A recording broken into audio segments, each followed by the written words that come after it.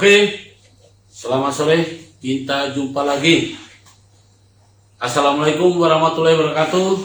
Salam sejahtera untuk kita semua. Kita hari ini akan mencoba mengupas tentang praktek yang selama ini banyak yang menafsirkan undang-undang ITE maupun undang-undang lain, sehingga banyak orang yang tidak bersalah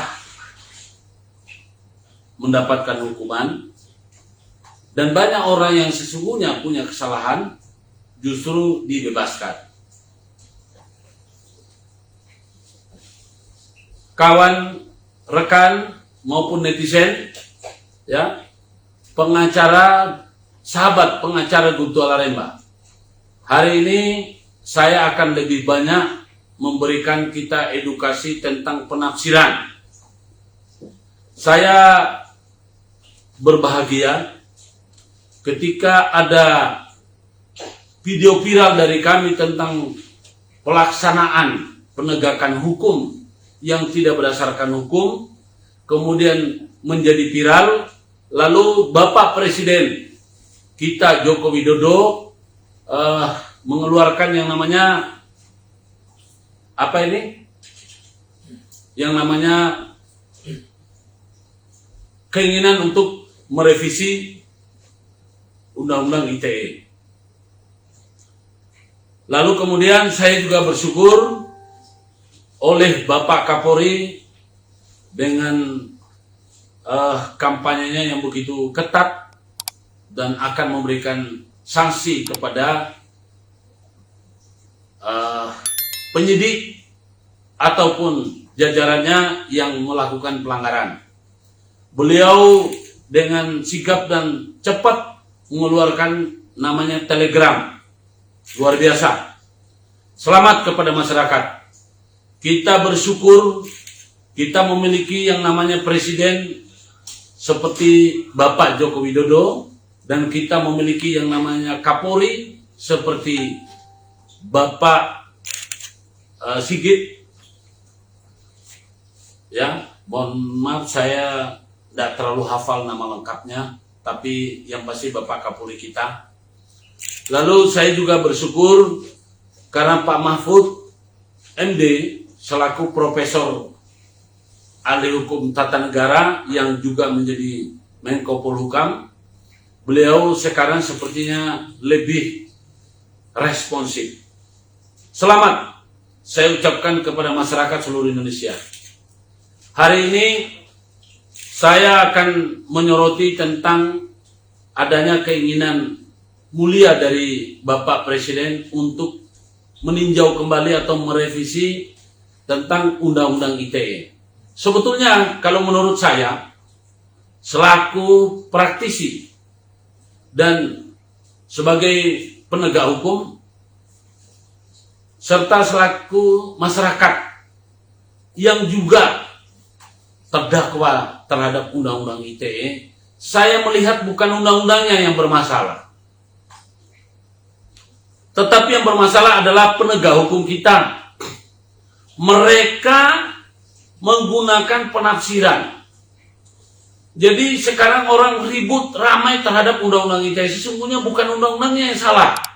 Menurut saya, secara jujur, secara pribadi, dan saya mengamati itu, ya, penegak hukum kita ini dari yang selama ini, mereka yang saya anggap oknum, ya, baik dari penyidik, oknum dari kejaksaan maupun dari hakim. Mereka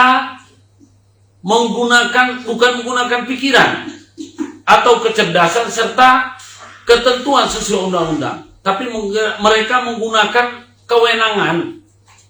Ya, mereka itu terlalu dominan menggunakan kewenangan melalui berlindung dari seragam. Mereka memeras, ya, masyarakat dengan cara-cara menerapkan hukum suka-suka. Saya ini adalah korban. Saya tidak mengerti Bagaimana DPR RI kok diam saja setelah kejadian demi kejadian? Padahal DPR RI itu adalah pembuat undang-undang sekaligus sebagai pengawas. Pengawas mengawasi dari undang-undang yang telah dia luncurkan, mengawasi eksekutif dan yudikatif. Sebetulnya DPR yang punya andil nih. Ketika membuat undang-undang harus diawasi ketat, jangan ditafsir-tafsirkan. Karena salah satu contoh, ya, jujur aja kalau saya mau katakan di sini, ya mohon maaf jangan sampai ada yang tersinggung, tapi ini fakta. Undang-undang kita kan sudah jelas tentang undang-undang ITE, bahwa undang-undang ITE pasal 27 ayat 3 adalah seseorang. Masa harus ditafsirkan lagi itu? Kalau namanya seseorang, maka orang. Siapa yang melakukan pelaporan, ya seperti kita dengar kampanye dari Bapak Sigit, Bapak Jenderal, ya Kapolri kita, beliau mengatakan bahwa pelapor terhadap undang-undang ITE haruslah korban. Korban langsung, tidak bisa diwakili. Nah, sebetulnya tanpa beliau menyampaikan itu, sudah jelas Pak, bahwa undang-undang tersebut mengatakan, ya, undang-undang ITE pasal 27 hanya boleh yang, karena itu delik aduan. Namanya delik aduan, pelapor adalah korban langsung yang mengalami kerugian. Orang, seseorang. Jadi bukan lembaga. Tapi saya nggak tahu saya harus berkata apa di sini. Apakah memang mereka nggak ngerti, atau pura-pura nggak ngerti, atau memang arogansi yang dipakai? Coba Bapak bayangkan, ya, pasal 27 ayat 3 menjadikan kami sebagai terdakwa. Padahal pelapornya siapa? Ketua pengadilan. Ya, saya mau tanya, kalau masyarakat bawah itu nggak ngerti hukum, dia membuat laporan salah, wajar. Tapi ini pengadilan, institusi peradilan. Bagaimana mungkin mereka bisa seenaknya menggunakan kewenangan, berlindung dari seragam, mereka menggunakan kekuatan untuk apa? Secara semena-mena. Kemudian DPR RI diam saja. Dari mana judulnya ini? Saya akan melawan terus. Jadi lebih baik saya taruh nyawa daripada saya akan mengikuti orang-orang yang tidak mengerti hukum. Ini ketua pengadilan melaporkan kami. Dalam perkara pidana tidak pernah ada sejarahnya boleh menggunakan surat kuasa. Apalagi surat tugas. Ya. Kecuali pidana umum, pidana yang bersifat karena dia melihat mengetahui boleh. Ya. Ini dari mana? Nah, makanya saya bingung. Kalau saya harus disuruh patuh mengikuti hukum sementara orang-orang yang melakukan penegakan hukum gak ngerti hukum, saya tidak akan pernah terima.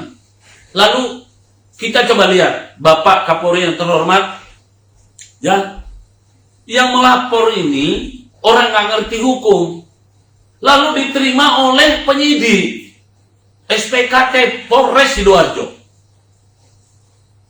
Seharusnya mereka itu harus meneliti, tapi mereka itu tidak peduli. Asas hukum dan unsur pidananya nggak nyambung, tapi mereka paksakan. Coba, seandainya pengadilan atau pelapor siapapun ini nggak ngerti hukum, tapi dari penyidik ini mengerti hukum dan menerapkan hukum, maka nggak akan pernah terjadi. Coba, pasal 273 kan, 27 ayat 3 kan itu sebetulnya hoak, fitnah.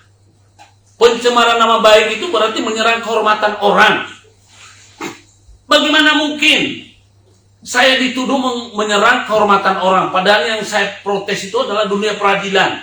Dan faktanya, ketiga hakim yang kami protes itu sudah dijatuhi hukuman oleh Komisi Yudisial.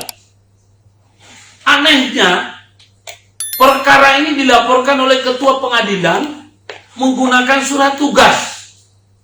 Lalu polisi memproses.